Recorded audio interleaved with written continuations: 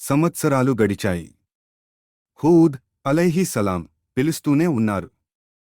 ప్రజలు తిరస్కరిస్తూనే ఉన్నారు.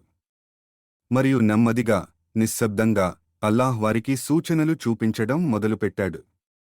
వర్షం ఆగిపోయింది. ఒకప్పుడు పంటలతో, నదులతో సమృద్ధిగా ఉన్న ఉద్యానవనంలాంటి ఆ భూమి ఎండిపోవడం ప్రారంభమైంది. ఆకాశం కఠినంగా, తెల్లగా మారింది. భూమి పగిలింది. జంతువులు సన్నబడ్డాయి.